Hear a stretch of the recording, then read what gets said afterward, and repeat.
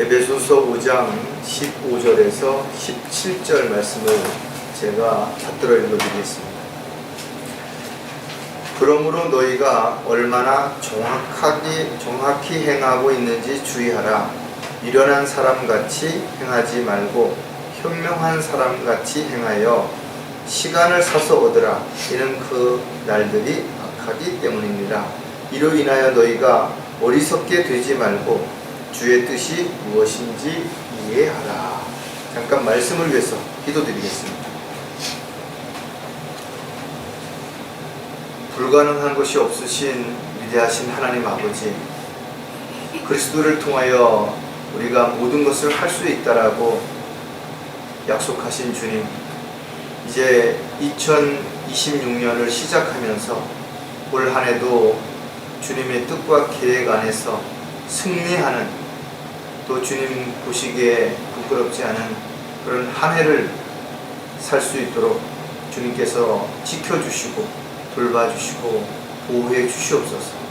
특히 저희들이 각자 직장이나 또 사업을 통해서 열심히 애쓰고 수고할 때 필요한 물질들을 공급해 주시고, 또 저희들이 각종 사고나 질병으로부터도 주님의 보호하신 가운데 어려움 없는 그런 삶을 살아갈 수 있도록 도와주시옵소서. 무엇보다도 저희들이 이 마지막 때에 하나님의 자녀라는 사실, 또 주님의 종이요 일꾼이라는 사실을 잊지 않고 어느 곳에 있든지 무엇을 하든지 주님의 도구로 잘 쓰임받을 수 있는 한 해가 될 수 있도록 도와주시옵소서. 항상 감사와 기쁨이 넘치는 하루하루의 삶 가운데 주님을 통해서, 또 주님의 은혜 아래서 저희들이 주님께 아름다운 간증과 또 성령의 열매를 맺을 수 있는 그런 저희들의 생애가 되기를 간절히 구하고나니, 우리를 지극히 사랑하시는, 다시 오셔서 저희들을 데려가실 주 예수 그리스도의 이름으로 기도드렸습니다. 2026년 한 해가 또 시작이 되었습니다. 많은 사람들이 바닷가로 또 높은 산으로 올라가서 올 한 해는 이렇게 살겠다, 이렇게 각오를 다짐하기도 하고, 이런 일들이 이루어졌으면 좋겠다 하고 소원을 바라기도 합니다. 근데 문제는 또 1년이 지나고 났을 때 자신이 원하는, 바라는 일들이 잘 이루어지지 않으니까 매년마다 똑같은 일들이 벌어지는데도 불구하고 여전히 사람들은 만족하지 못하고 불평하고 원망하고 남을 탓하면서 그렇게 살아가는 것이,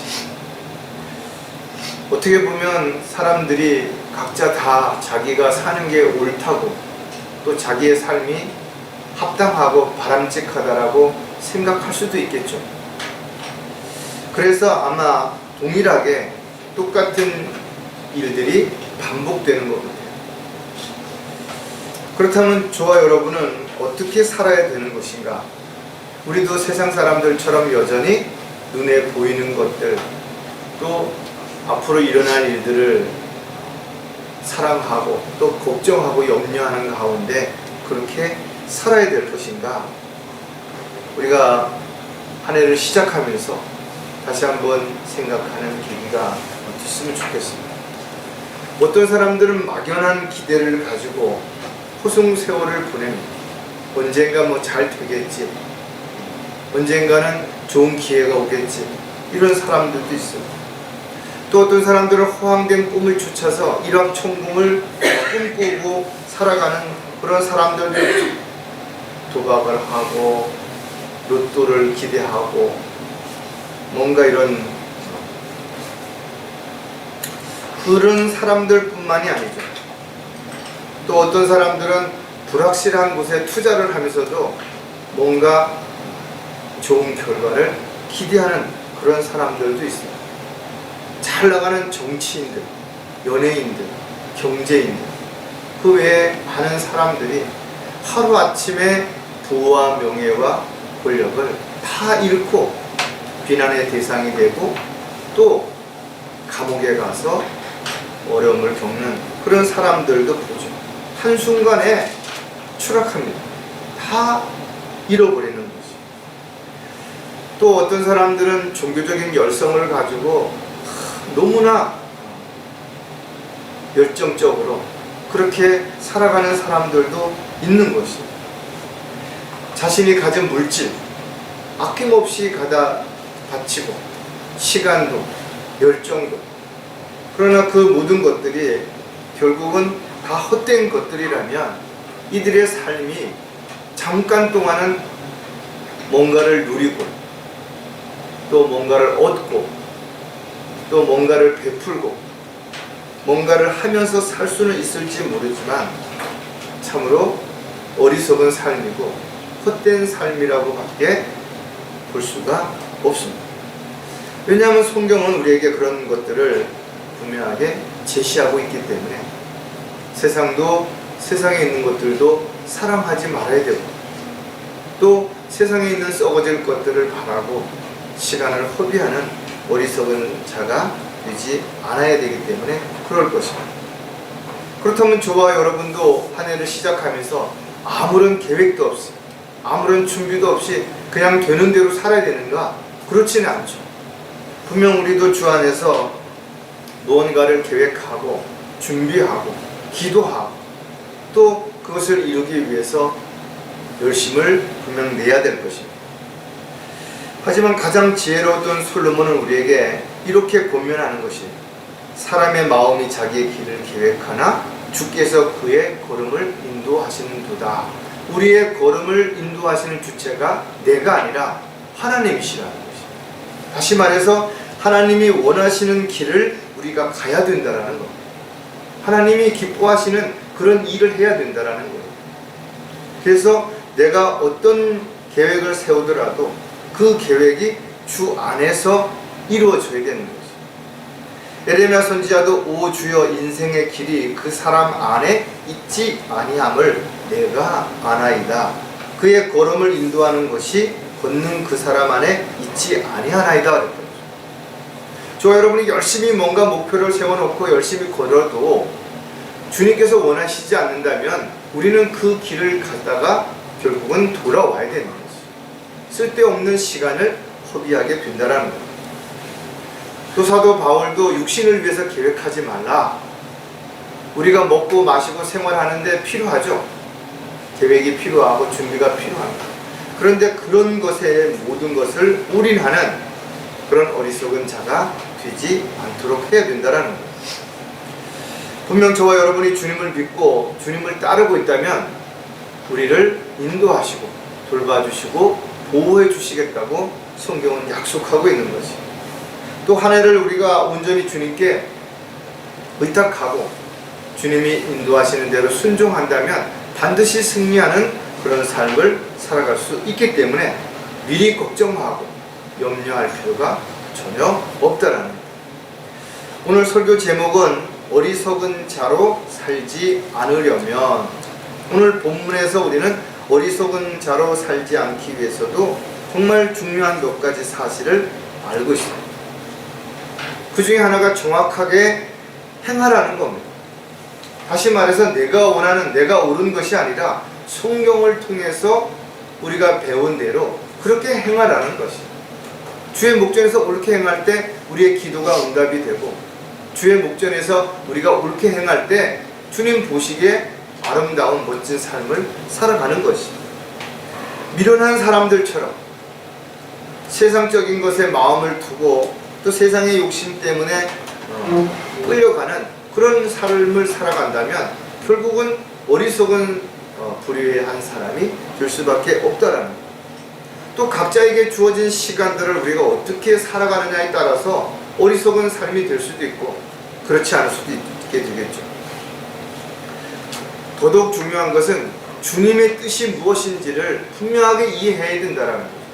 저와 여러분을 주님께서 부르시고 또 저와 여러분을 여러 가지 방법으로 다듬으시고 준비시키셨다면 주님의 뜻이 분명히 그 안에 있는 거예요.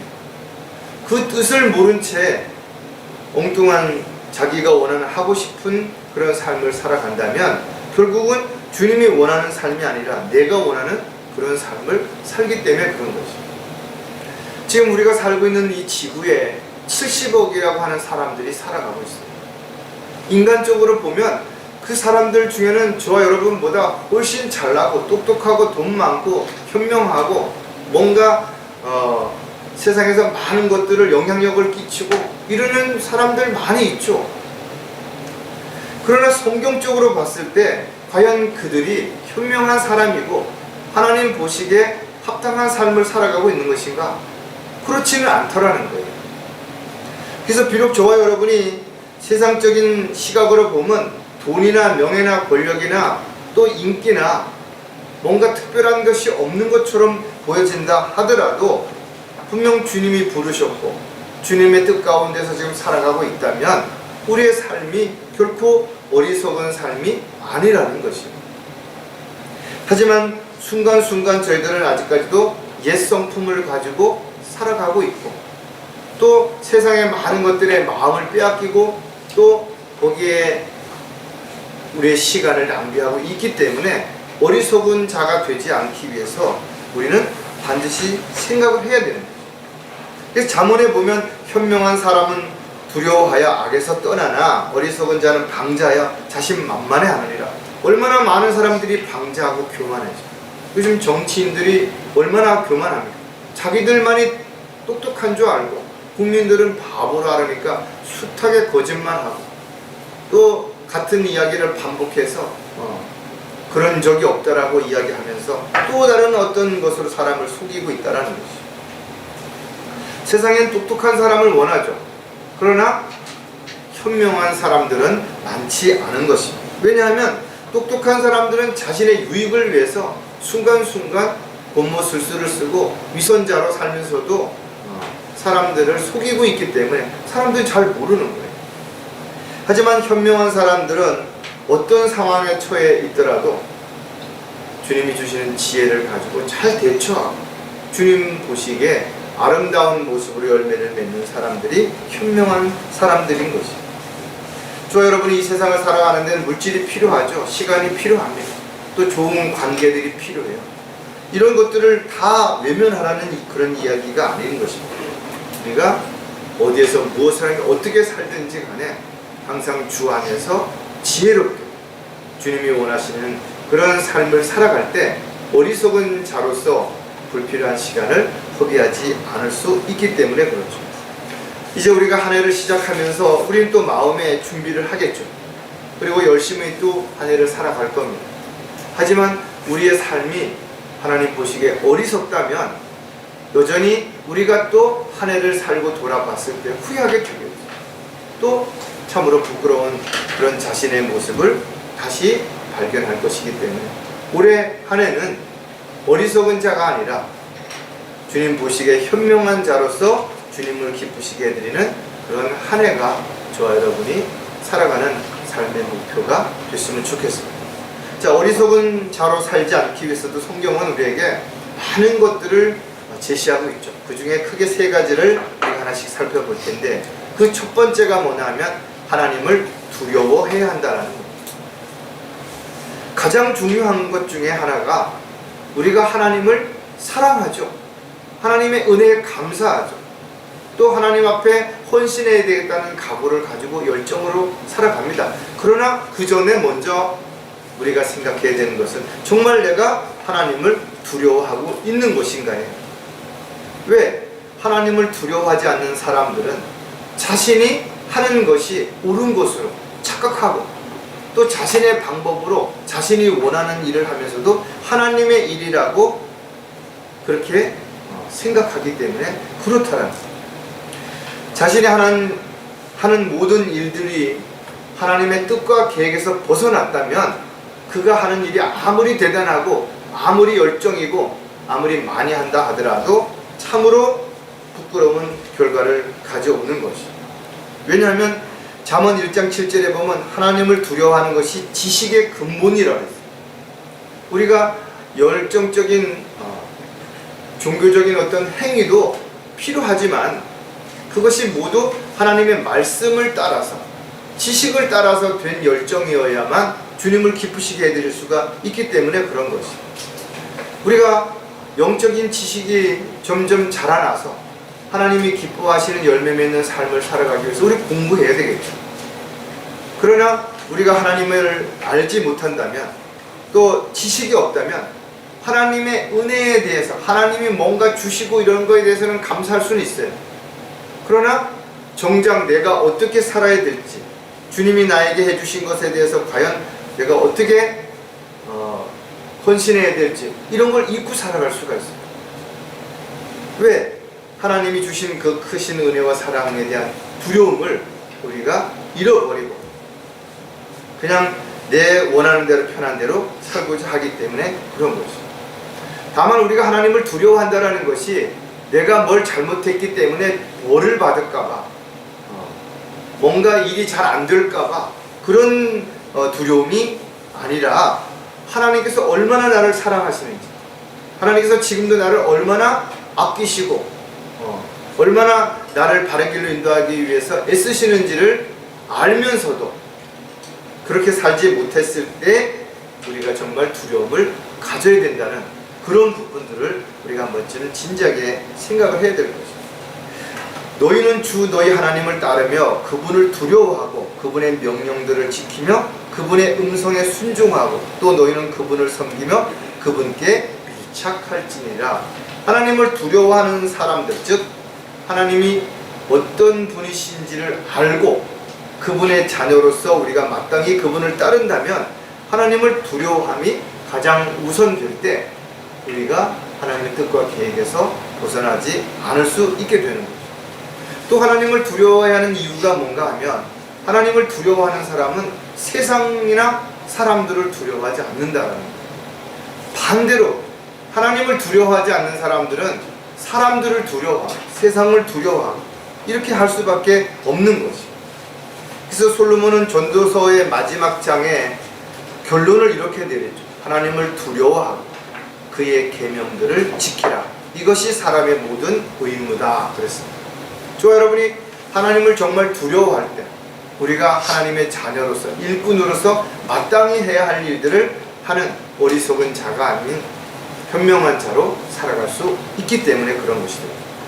자, 그렇다면 하나님을 두려워해야 하는 이유도 많지만 그 중에서 몇 가지를 또 생각해 보면, 세상을 두려워하지 않기 위해서라는 거예요.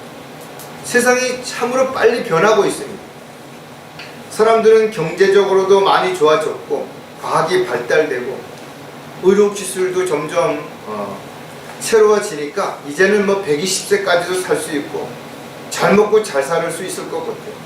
그러나 어떤 나라는 전쟁으로 인해서 하루아침에 재산을 다 잃고 난민이 되기도 한다 이거죠.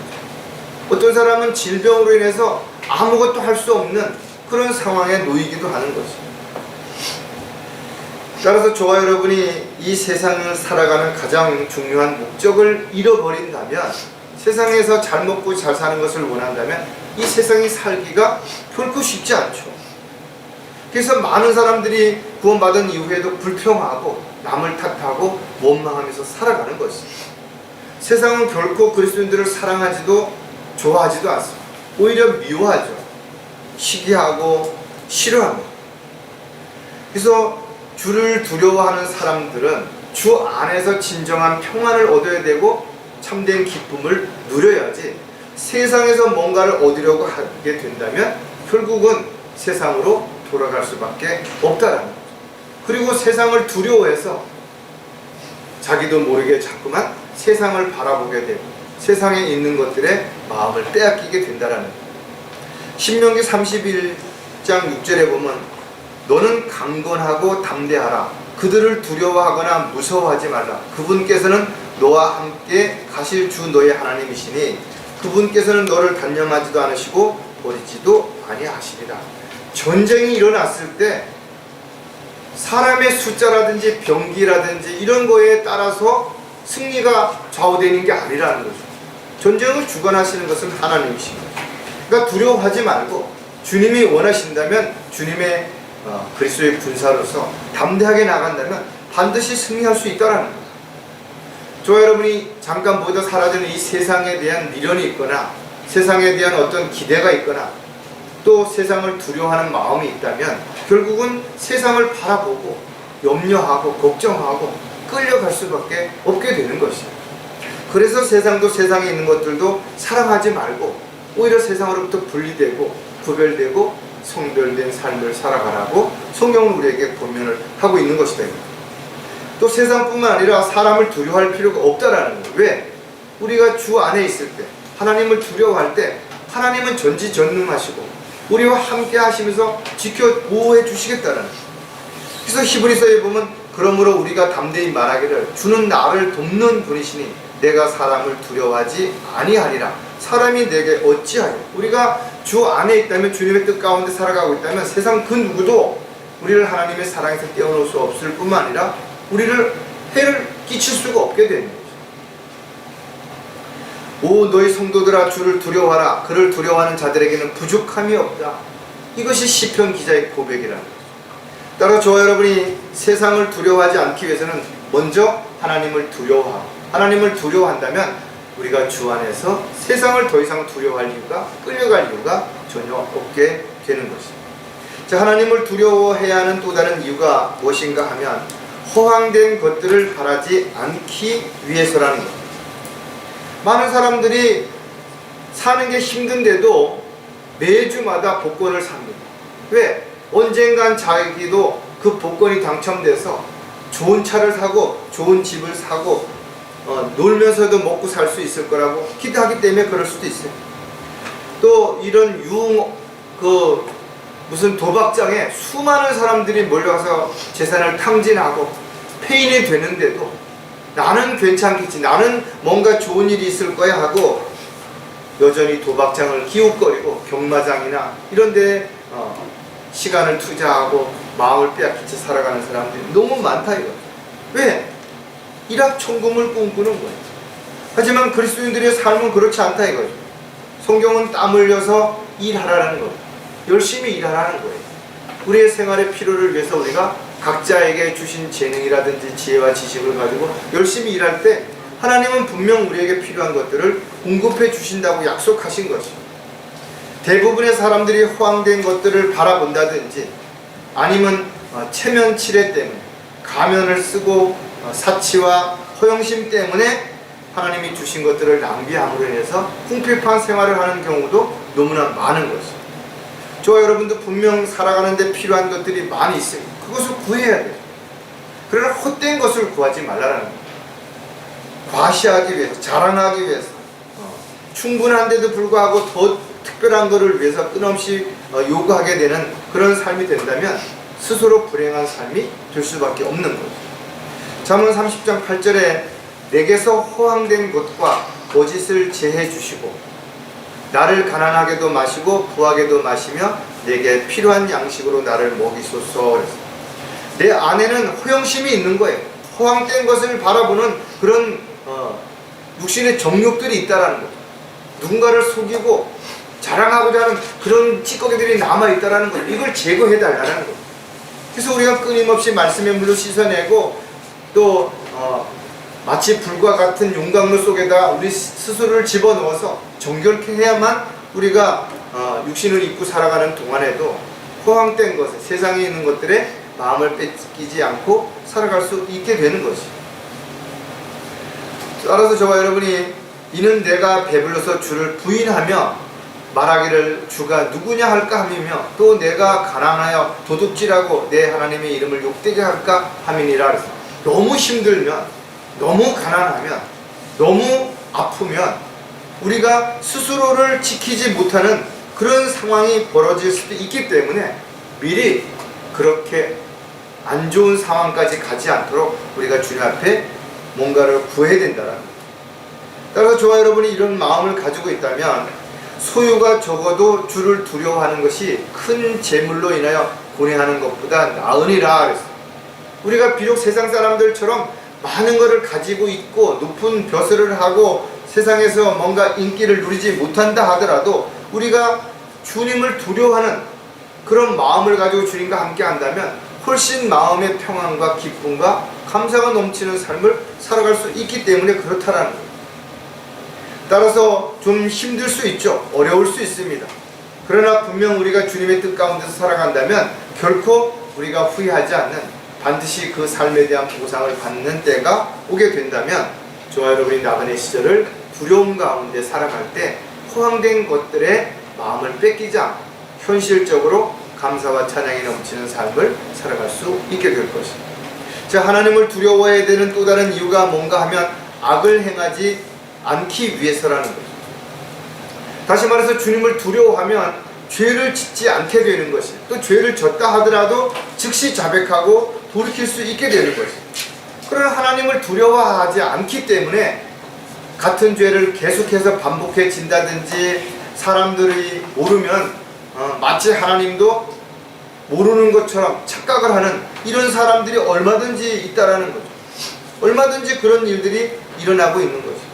하지만 하나님께서 눈동자같이 우리를 지켜보고 계시고, 우리가 무엇을 계획하고 누구를 만나고 어떤 일을 행하고 이런 것들을 다 알고 계신다면 어떻게 우리가 하나님 앞에 거짓말하고 엉뚱한 짓을 하면서 살아갈 수 있겠냐라는 거죠. 순간순간 우리가 육신의 어떤 부분에 넘어가서 또 속아서 죄를 질 수 있죠. 그러나 즉시 내가 죄를 졌구나 하는 걸 알게 된다면 돌이키고 자백하고 새롭게 시작할 수 있는 그런 삶이 된다라는 거죠. 하지만 우리가 성령을 거역하고 우리 스스로가 이런 것들을 외면해버리고 하나님을 두려워하지 않게 되면 자기도 모르게 슬며시 타협해버리는 거죠. 또 동조해버리고 이런 결과를 가져올 수 있다라는 거죠. 따라서 때로는 손해를 보기도 하고 어려움을 겪기도 하고 비난을 받기도 하고 욕을 먹는다 하더라도 절대로 그런 사람들을 동조하거나 그런 사람들을 따라가거나 그런 사람들과 함께 뭔가를 도모하는 어리석은 자가 되어서는 안 되는 것이다. 요한 3서 1장 11절에도 보면 사랑하는 자여 악한 것을 따르지 말고 선한 것을 따르라. 선을 행하는 자는 하나님께 속하였으나 악을 행하는 자는 하나님을 보지 못하였느니라. 하나님은 선하시고 또 우리가 선한 삶을 살기를 원하신다면 우리가 항상 하나님의 뜻 가운데서 하나님과 함께 동행하는 삶이 반드시 이루어져야 되는 것입니다. 정직하게 행하는 자는 주를 두려워하나 행실이 패역한 자는 오히려 주를 멸시하느니라 했습니다. 솔로몬은 악을 행하기를 꾀하는 자는 교활한 자라고 분명히 우리에게 가르쳐줍니다. 절대로 저와 여러분이 자신의 유익을 위해서 악을 계획한다면 하나님 보시기에 가증스러운 자가 되는 거지. 왜? 하나님은 그 마음과 과정, 생각 모든 걸 다 알고 계시기 때문에 그렇습니다.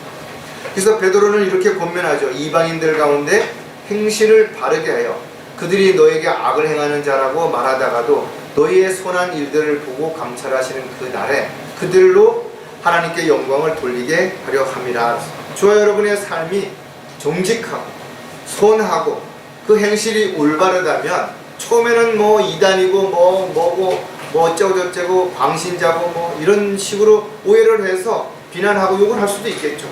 그러나 시간이 지나면서 이 사람들은 정말 하나님을 두려워하는 사람들이고 하나님을 사랑하는 사람들이구나 라는 걸 알게 된다면 그들이 오히려 하나님께 영광을 돌려드리고 또 구원을 받을 수 있는 길이 그들에게도 주어질 수 있다는 것을 생각해 본다면 가장 먼저 저와 여러분이 하나님을 두려워하는 가운데 주 안에서 모든 것들을 계획하고 또 주 안에서 우리가 헌신한다면 주님을 기쁘시게 해드리는 아름다운 결과를 가져오는 그런 한 해가 임명될 수 있을 것입니다. 자, 어리석은 자로 살지 않으려면 두 번째, 하나님께 지혜를 구해야 한다는 거예요. 세상에도 지혜로운 사람들이 많이 있죠. 같은 물건을 가지고 또 같은 지식을 가지고도 더 좋은 효과를 내는 사람들도 많이 있습니다.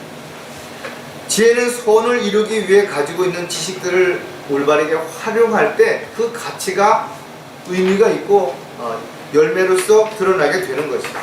왜냐하면 많은 지식을 가지고 있으면서도 오히려 불법을 행하고 사람들을 속이고 안 좋은 결과를 가져오는 사람들도 얼마든지 있기 때문에 그렇습니다. 그래서 세상 지혜는 세상에서 인기를 얻고 돈과 명예와 권력을 얻는 데 도움이 될 수도 있겠지만 그러나 그 지혜가 하나님 보시기에는 오히려 가증스러울 수도 있고 오히려 악할 수도 있다라고 성경은 우리에게 가르쳐 주시는 것입니다. 따라서 저와 여러분을 부르신 가장 큰 이유는 우리가 잘나서가 아니죠. 똑똑해서가 아닌 거예요. 특별히 열정이 많아서가 아니라는 것입니다. 형제들아 너희의 부르심을 보라. 부르심을 받은 자들은 육신을 따라 지혜로운 자가 많지 않고 권력 있는 자도 많지 않으며 좋은 가문에서 태어난 자도 많지 않으리라. 하나님께서 저와 여러분을 부르신 것이 특별하기 때문에 그런 것이 아니에요. 하나님은 오히려 우리가 약하고 부족하지만 우리를 통해서 하나님의 계획들을 이루고자 하실 때 우리가 거기 순종하고 헌신할 것을 보셨기 때문에 우리를 부르신 것이죠. 그래서 우리가 이 오랜 세월을 이렇게 믿음 안에서 말씀 안에서 그 삶을 유지해 가고 있는 것이죠. 얼마나 많은 사람들이 주님을 위해서 헌신하겠다고 큰 소리치고 간증했던 사람 세상을 돌아가는 것인가 이거죠. 따라서 저와 여러분이 부족하지만 하나님의 은혜 가운데 우리가 이렇게 잘 살고 있고 믿음을 지키고 있다고 생각하기 때문에 어디 가서 교만하게 자랑하지 않죠. 내가 뭐 믿음이 좋다든지 열성이 대단하다든지 남들보다 특별하다든지 그렇게 이야기하지 않는 이유가 바로 여기에 있다라는 것. 스스로를 인정하기 때문에 그런 것입니다. 하나님께서는 세상의 어리석은 것들을 선택하심은 지혜로운 자들을 부끄럽게 하시려는 것이요 하나님께서 세상의 약한 것들을 선택하심은 강한 것들을 부끄럽게 하시려는 것이라 그랬습니다. 저 여러분이 대단하지 않지만 우리가 끊임없이 믿음을 가지고 살아가는 모습들이 오히려 세상에 강하고 능력 있는 사람들이 자랑하다가도 이게 아닌데 저 사람들은 자기보다 훨씬 더 많은 것이 부족하다고 생각했는데 어떤 문제나 어려움이 생겼을 때는 지혜롭게 잘 대처해 나가고 또 낙담하거나 좌절하지 않고 굳굳한 그런 모습들이 바로 많은 사람들 앞에 보여지게 된다는 겁니다. 따라서 저와 여러분이 이 세상을 살아가는 데 있어서 참으로 지혜가 필요하죠. 그것도 세상적인 지혜가 아니라 위로부터 오는 지혜가 반드시 필요하죠. 그래서 우리는 그 지혜를 하나님 앞에 구해야 되고 하나님께서는 누구든지 지혜를 구한다면 외면하지 않으시고 반드시 지혜를 주시겠다고 우리에게 약속하신 것입니다. 말씀이 육신이 되어서 이 땅에 오신 예수 그리스도께서 우리의 능력이 되시고 우리의 지혜가 되셔서 우리를 인도하신다면 우리는 어떤 경우에도 어리석은 자가 아니라 현명한 자로 주님 보시기에 아름다운 삶을 살아갈 수 있게 될 것입니다. 자, 하나님께 지혜를 구해야 하는 여러 가지 이유가 있지만 그 중에 또 몇 가지를 하나씩 생각해 보면 책망을 받아들이기 위해서라는 거죠. 다시 말해서 지혜롭지 못한 사람들은 누군가가 자신의 잘못을 지적하고 권면하고 책망하게 되면 화를 내고 너나 잘해라 이렇게 하죠.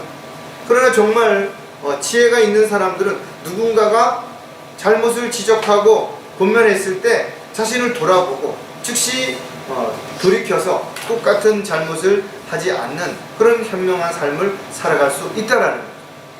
사도 바울이 갈라디아에 편지하면서 그들의 잘못된 생각과 행동들을 책망했던 내용을 우리가 성경을 통해서 알 수 있죠. 지금도 저와 여러분이 갈라디아서를 읽을 때 동일한 마음가짐으로 나의 무슨 잘못이 어떻게 보여지고 있는지 이런 것들에 대한 잘못된 것을 지적하고 책망한다면 그것을 겸허한 마음으로 받아들이고 고치려고 노력하고 또 제거하고 또 다시는 그와 같은 일이 발생하지 않도록 그렇게 우리가 마음에 결단하고 각오를 해야 될 것입니다. 전도서에 보면 사람에게는 현명한 자의 책망을 듣는 것이 어리석은 자의 노래를 듣는 것보다 낫다고 그랬거든요. 근데 세상적인 사람들, 육신적인 사람들은 오히려 그렇지 않죠. 자기를 칭찬하고 달콤한 말로 아부하는 그런 말은 좋아하면서 자신의 잘못된 부분을 지적하고 책망하는 사람을 보면 공격하고 대적하는 그런 일들이 얼마든지 일어나기 때문에 그렇다는 거죠. 따라서 저와 여러분이 하나님의 말씀을 통해서 누군가가 잘못된 부분을 책망하고 권면한다면 정말 지혜로운 사람이라면 그것을 받아들이고 또 똑같은 잘못이라든지 문제가 반복되지 않도록 그것을 고치는 현명한 자가 반드시 될 수 있어야 되는 거죠. 잠언 1장 23절에 나의 책망을 듣고 돌이키라. 보라 내가 내 영을 내게 부어 너희에게 나의 말들을 알게 하리라. 저와 여러분이 정말 누군가에게서 책망을 들을 때 그분에게 감사하는가 이거죠. 아, 이분이 정말 나를 사랑하셔서 내가 이것을 고치도록 하기 위해서 책망해 주는구나, 이렇게 생각을 하는가? 아니면 아니 너나 잘해라, 너도 잘 못하면서 뭘 나한테 뭘 이래라 저래라 하느냐 하고 반감을 갖는가? 이런 자신의 속내를 한번 좀 진지하게 잘 들여다 봐야 돼요. 누군가 권면했을 때 자기도 모르게 안에서 부글부글 끓는다든지 뭔가 그러면 나는 하나님의 지혜로운 그런 삶을 살아가고 있지 않은 것이, 오히려 하나님께서 누군가를 통해서 책망해 주셨다면 감사할 일이죠. 잠언에서 보면 책망을 싫어하는 자를 뭐라고 비유하는가 하면 짐승과 같도다 이랬어요. 자신이 존귀에 처해서도 깨닫지 못하는 사람들도 멸망하는 짐승과 같다 이랬어요. 따라서 저와 여러분이 누군가의 책망을 들을 때 화가 나고 속상하고 그러면 여전히 나는 먹고 마시고 세상에서 그냥 육신적인 삶을 살아가는 짐승들과 다를 것이 없다라는 거죠. 하지만 지혜롭게 처신하는 그리스도인들이라면 자신이 혹 뭔가를 열심을 내고 최선을 다했다 하더라도 그것이 하나님의 뜻과 계획에서 벗어났다든지 하나님 보시기에 옳지 않은 것을 누군가가 권면해주면 감사하는 마음, 기쁜 마음으로 받아들여야 되겠죠.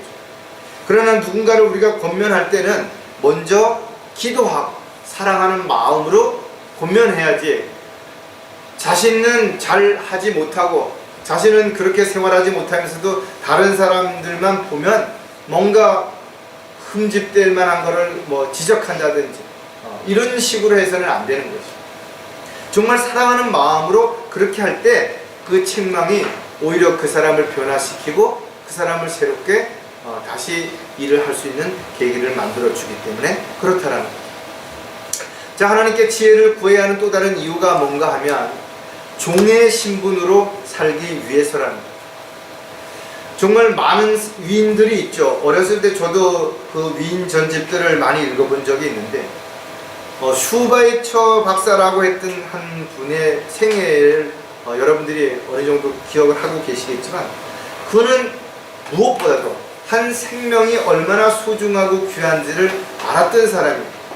또 그런 생명이 하나님께로부터 주어진다라는 걸 알았기 때문에 그가 신학자고 철학자고 의사였지만 또 오르간 연주자로서 여러 가지 다양한 재능과 능력, 해박한 지식을 가지고 있었기 때문에 오히려 예수님을 그가 뭐라고 평가했는가 하면 종교개혁자로 봤지만 실패했다. 그러니까 한 인간으로서는 대단하지만 실패한 그런 사람이라고 비난했던 것이에요. 그러나 그가 어느 날 성경을 통해서 예수님의 사랑을 알게 됐고 자신이 얼마나 어리석었는지를 깨달았을 때 그가 자신이 가진 모든 것을 다 정리하고 아프리카 콩고에 가서 그 어려운 삶에 처해 있는 사람들의 생명을 살리는 그런 의술을 베풀었던 사람이죠.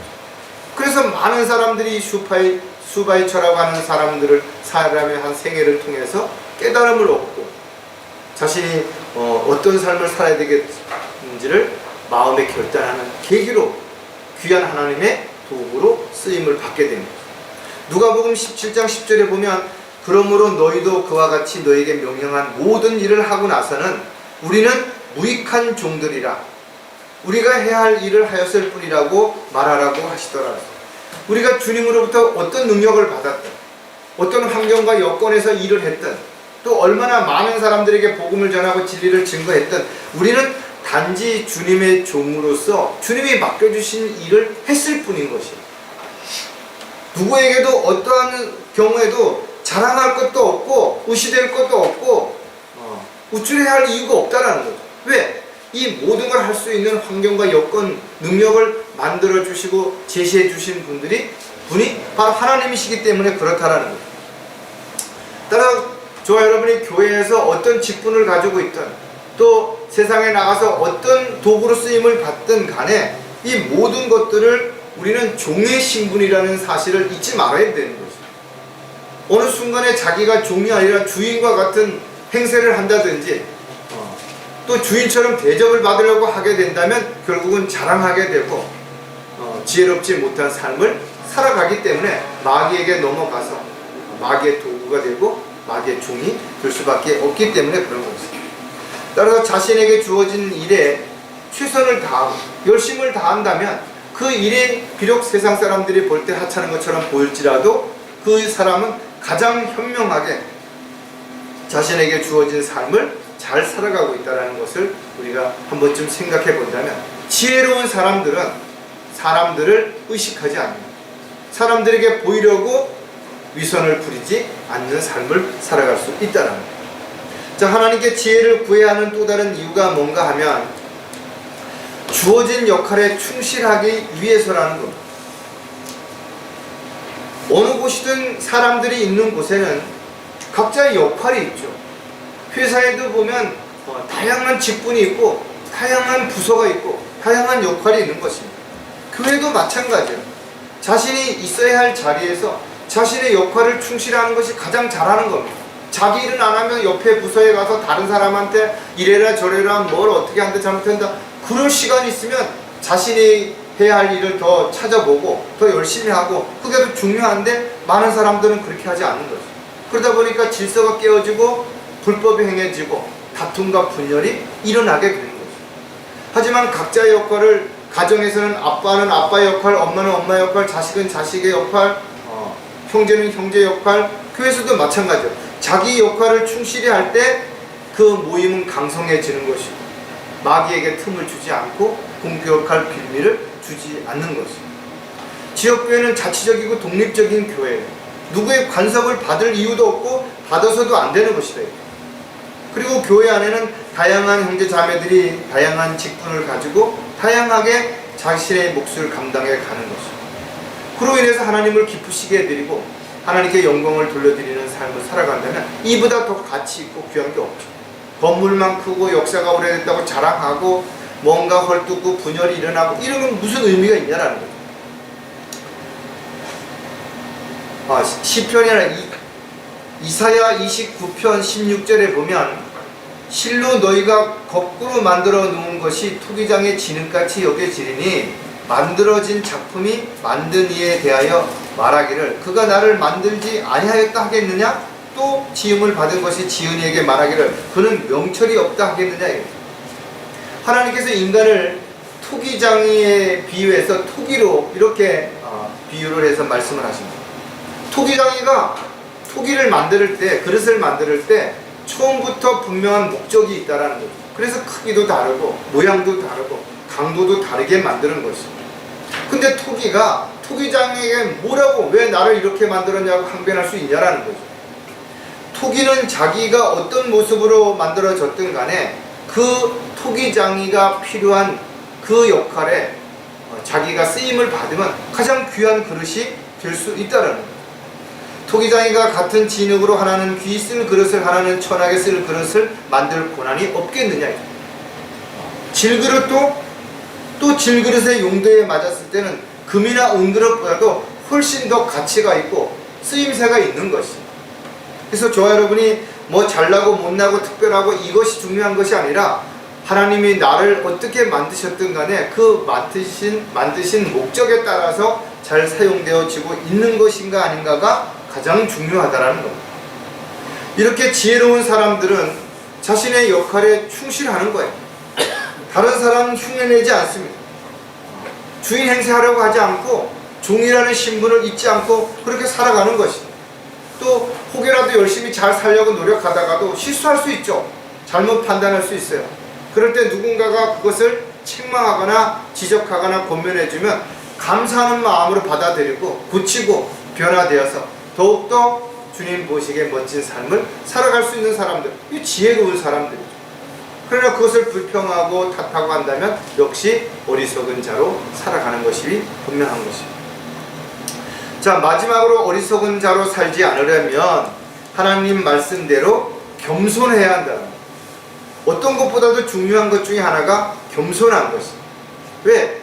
하나님께서 우리에게 능력을 주시면 뭐든지 할 수 있지만 그럼에도 불구하고 우리는 항상 자신을 낮추고 겸손한 삶을 살지 않는다면 우리 안에 어느 순간에 자신도 모르게 슬며시 자고하는 마음이 생기게 되겠죠. 교만해지는 거죠. 자만해지는 거죠. 구원받은 그리스도인들은 영원한 생명을 가진 사람들이 분명하죠. 전지전능하신 하나님의 자녀인 것이죠.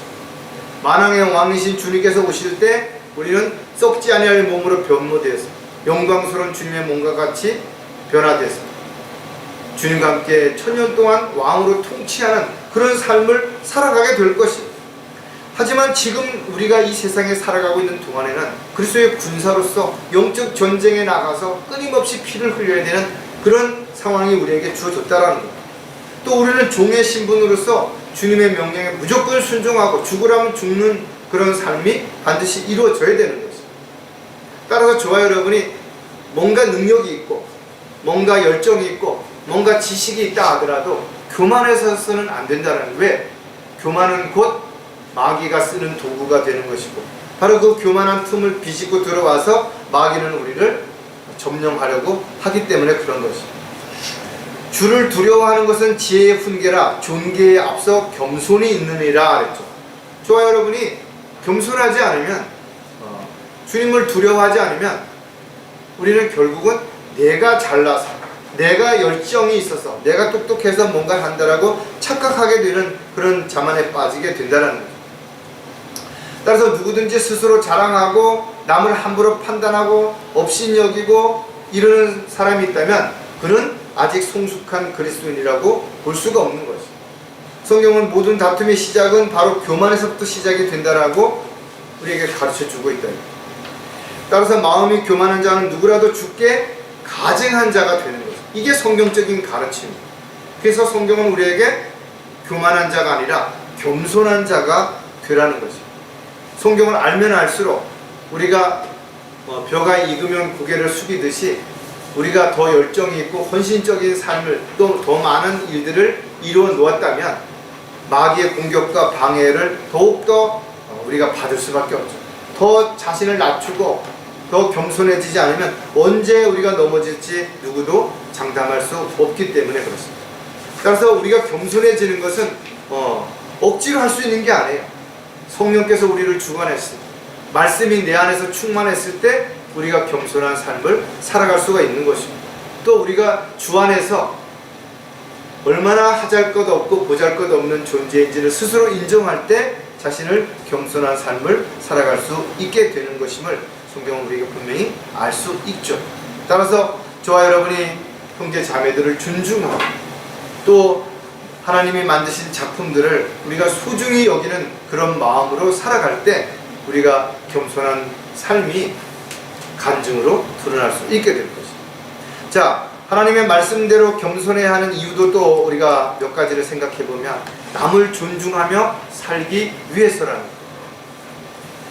육신적인 성품 가운데 두드러진 게 뭐냐 하면 자기보다 힘이 약하거나 못나거나 능력이 없거나 뭔가 잘하지 못하는 것을 보게 되면 그 상대를 무시하고 업신여기고 함부로 대하는 이런 것들이 있다라는 거예요.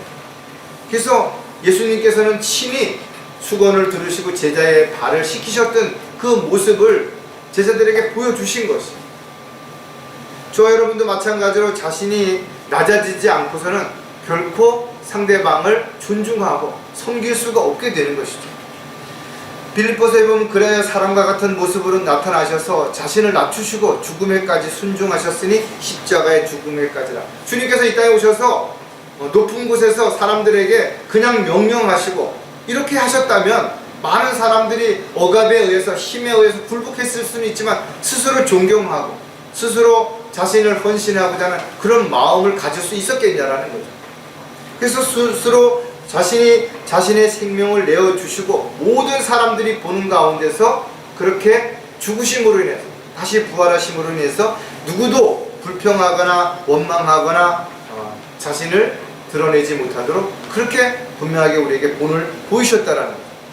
또 성경은 우리에게 분명히 자신을 높이는 자마다 낮아질 것이요 자신을 낮추는 자는 높아질 것이라고 분명하고 있습니다. 저 여러분이 스스로 높은 대접을 받으려고 한다면 반드시 낮아지는 거예요. 무시당할 수 있어요. 오늘날 많은 사람들이 자기가 대단하다라고 이야기하고 자랑하고 이러다가 어느 순간인가 곤두박질 치는 이런 모습들을 많이 본다 이거죠.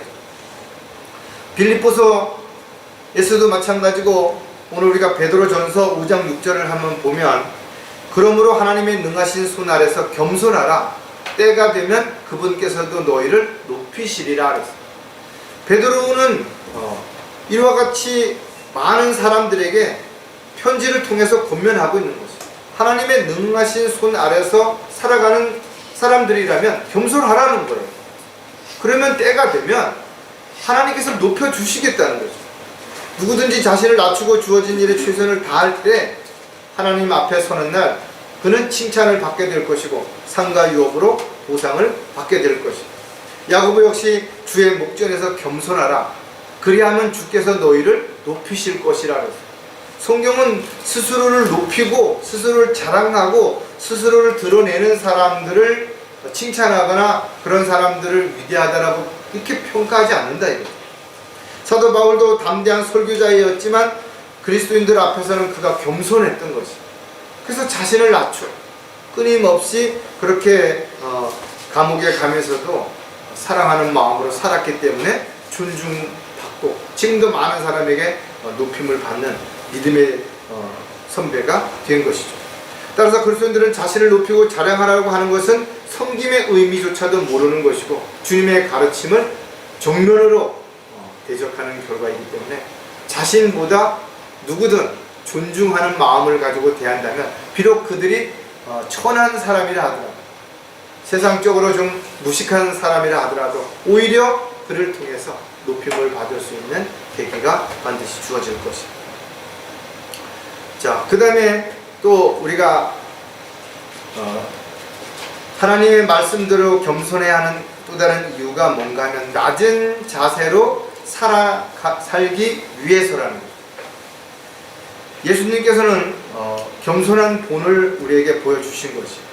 그래서 스스로가 낮은 자세로 살기 위해서는 스스로가 내려가야 되는 거죠. 주님께서 자신이 스스로 보좌에서 내려오셔서 이 땅에 인간으로 오셨던 것처럼 마찬가지로 저와 여러분도 낮은 자세로 살기 위해서는 더 밑으로 내려가야만 섬길 수 있게 되는 거죠.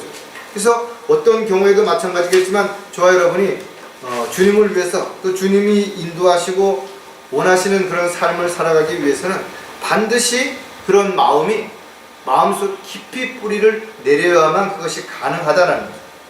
그래서 어떤 경우에도 저와 여러분이 주님이 원하시고 기뻐하시는 삶을 위해서 자신을 높이려고 하지 말고 사람들 앞에서 인정받으려고 하지 말고 대접받으려고 하지 말고 온전히 높일 때 하나님께서는 반드시 우리를 높여주시고 또 우리가 주님이 원하시고 기뻐하시는 삶을 통해서 아름다운 간증의 열매를 맺을 때 그것이 주님께 영광을 돌려드리는 삶이 되는 것입니다. 성경에도 보면 비유로 어디에 초대를 받으면 먼저 주인의 가장 옆자리에 앉지 말라는 거죠. 낮은 자리에 앉으면 오히려 주인이 사람들 앞에서 불러서 옆자리에 앉게 해주신다는 거죠. 내 스스로 나를 높이는 것이 아니라 내가 겸손해졌을 때 사람들 앞에서 높임을 받게 되는 결과를 가져오게 되는 것입니다.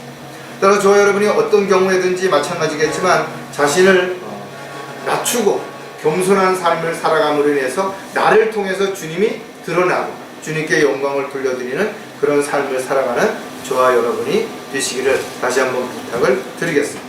그래서 저희들이 2026년도 한 해를 시작하는 그 계획 가운데 하나가 올해는 좀 더 낮은 자세로 살아가자, 좀 더 겸손한 삶을 살아가자, 이런 마음을 가지고 사는 저와 여러분이 반드시 됐으면 좋겠습니다.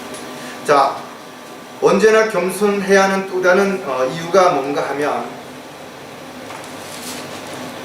교만에 빠지지 않기 위해서라는 거죠.